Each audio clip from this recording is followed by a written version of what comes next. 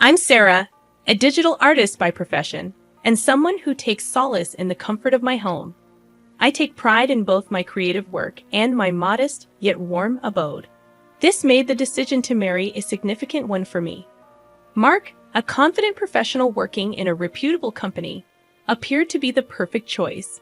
Charming, intelligent, and hailing from a respectable family. Little did I know, appearances can be deceiving. The first cracks in what I thought was an ideal life surfaced during the wedding planning process. It became a constant power struggle between me and Mark's traditional-minded mother, Alice.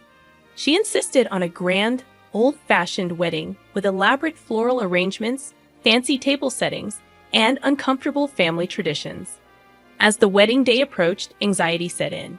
Despite my efforts to maintain a joyful facade, something felt off. Mark seemed distant, like a spectator at his own wedding. However, what truly stung was Alice's behavior.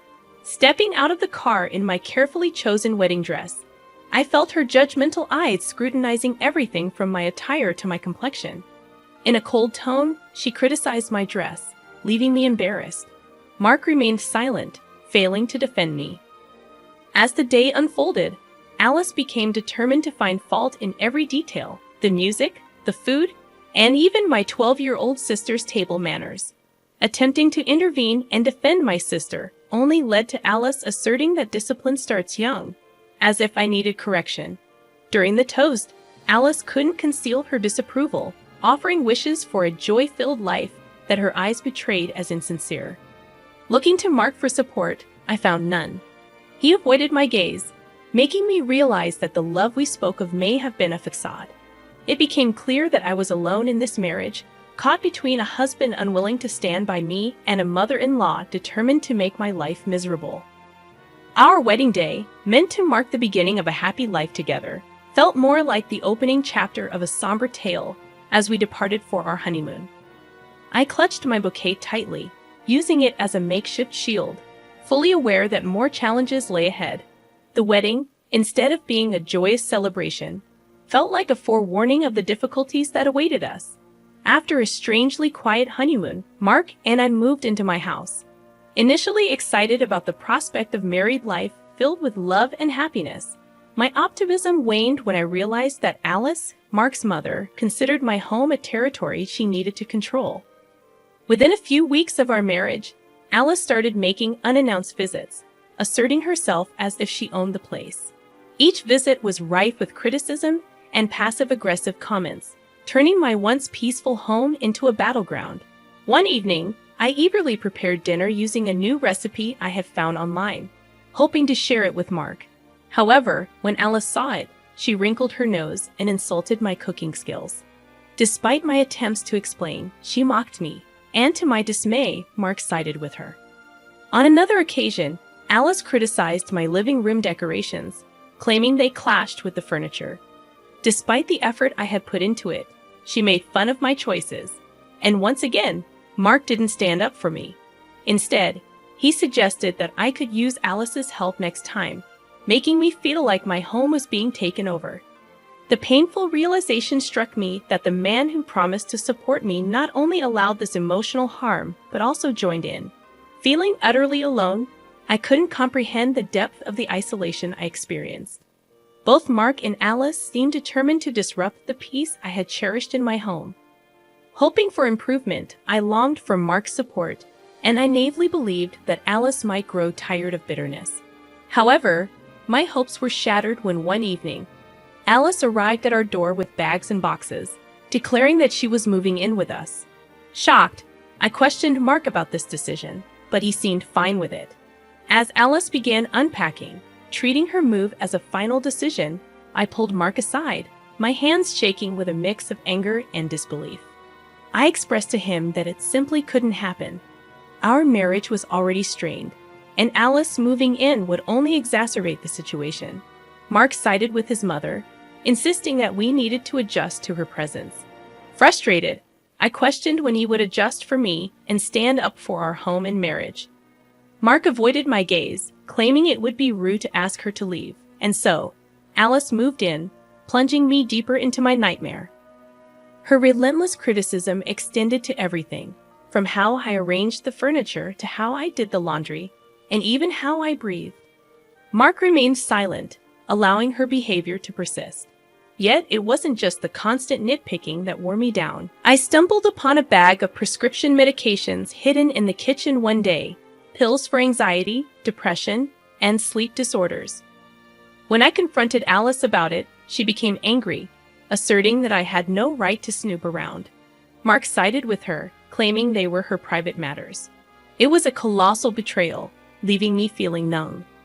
It became evident that Alice wasn't merely a difficult mother-in-law. She was akin to a predator, dismantling my defenses and seizing control of my life. Mark wasn't just distant or uninterested. He was part of the problem, contributing to the destruction of our marriage. In that moment, as I witnessed Alice's smug smile and Mark avoiding my gaze, I made a pivotal decision. I refused to be a passive spectator to this tragedy unfolding before me. It was time to take charge of my life, even if it meant distancing myself from those who were supposed to be my family. However, fate had another surprise in store for me, pushing me to finally put an end to the act my life had become. After Alice unexpectedly moved into my home, my life transformed into a never-ending nightmare. She scrutinized my every move, critiqued me for the smallest things, and her presence loomed over me like a dark cloud. Personal attacks became the norm, insulting my love, looks, intelligence, and even questioning my abilities as a spouse. One evening in the living room, Alice launched an attack on my career, or what she perceived as a lack thereof. According to her, a good wife should have a job, and she doubted I could do anything worthwhile. I defended myself, asserting that I did indeed have a job, and my income played a crucial role in our household.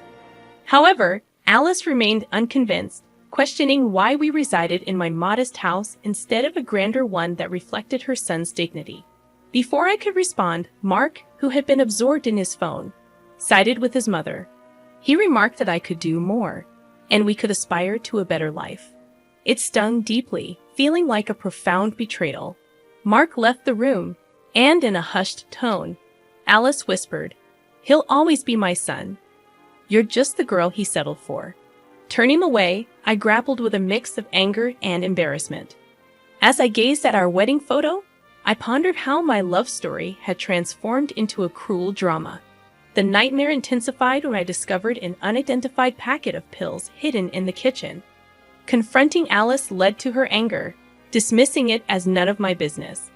When Mark entered the room, he scolded me for snooping, revealing there was no us in this marriage. Mark wasn't merely failing to protect me, he was taking Alice's side. I felt like a stranger in my own home, suffocating under their combined disapproval. Yet their actions fueled my determination not to be broken. I would endure this nightmare. Then, an unexpected opportunity arose. Mark's friend Jake invited us to a party, and despite my reservations, I was coerced into attending. The request felt more like an order, and we found ourselves at Jake's lavish house. The party offered a stark contrast to the tense atmosphere at home, providing a temporary escape from Alice's grip and the strained relationship with Mark. Laughter filled the air, music played, and for a brief moment, I could almost forget the daily battles and criticisms. As the evening unfolded, I found myself conversing with Jake, Mark's friend, and the host of the party.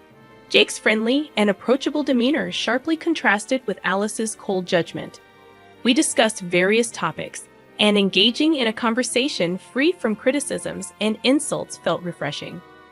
Jake suggested a party game, a welcome change from the toxic atmosphere at home, and I hesitantly agreed.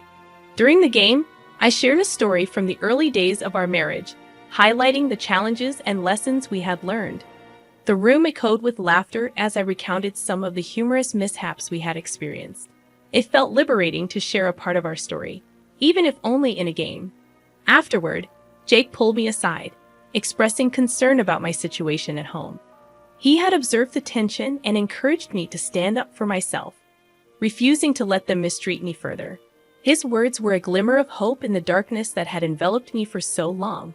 Over the next few weeks, as I pondered my life and the choices I had made, I came to the realization that I deserved better than the constant emotional abuse and the suffocating feeling of being trapped in my own home.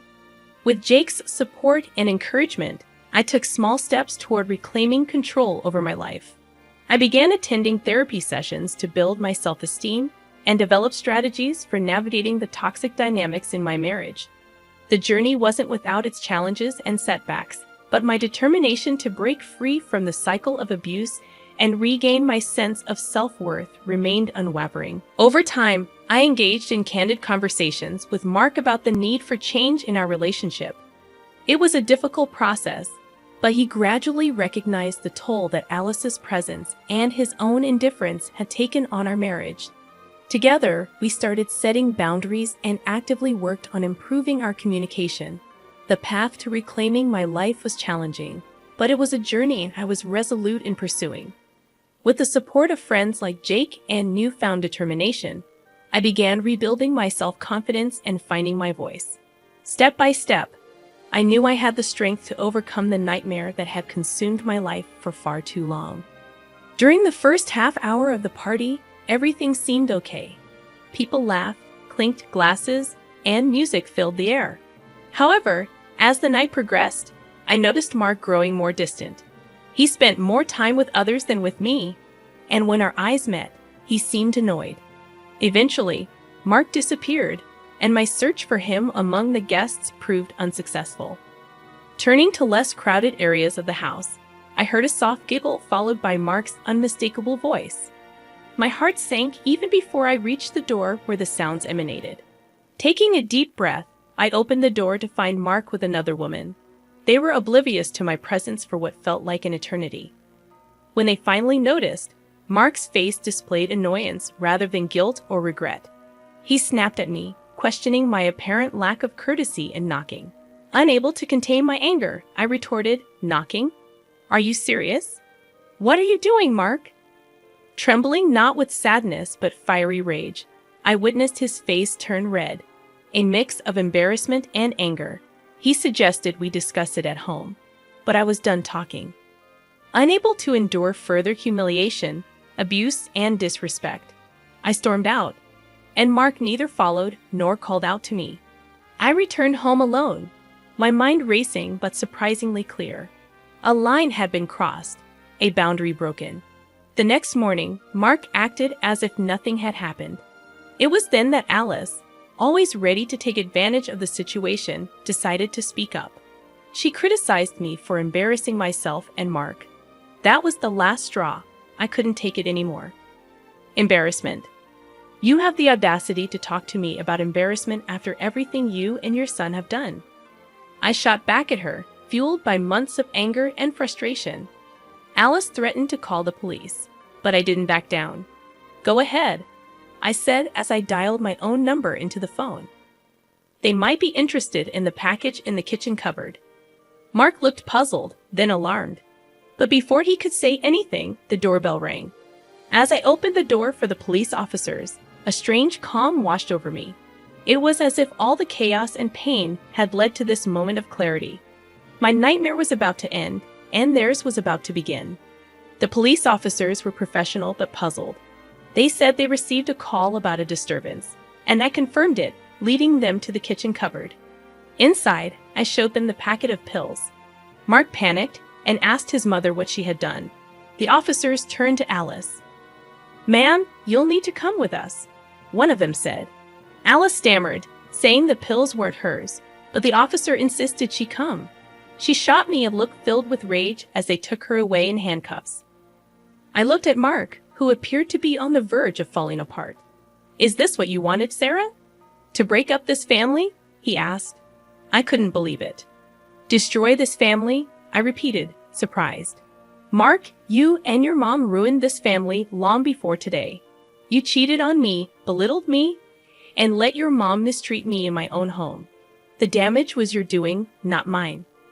He stared at me, his eyes narrowing. "So what now? Do you want a divorce?" he asked. I replied firmly, "For the first time, Mark, it's not about what you or your mom want. It's about what I deserve, and yes, I deserve better than this fake marriage." Within weeks, we started divorce proceedings. It wasn't easy, but it was necessary. During the trial, both Mark and Alice faced consequences. Mark was revealed as someone who enabled his mom's behavior, and Alice received a 5-year prison sentence for having illegal substances. Sitting in the courtroom, I felt a mix of emotions. Victory, yes, but also a deep sadness for what our family could have been. Mark avoided my gaze, and I realized the man I had married was a stranger. But I was finally free. Leaving the courtroom, I walked into the sunlight and understood that this was not just an ending but also a new beginning. In the years that followed, I focused on rediscovering myself and healing. Though the scars remained, they reminded me of my own strength, resilience, and self-worth. The nightmare was over, and the lessons I learned would stay with me for life. I had faced the worst and survived, emerging as a woman who would never again settle for anything less than what she deserved.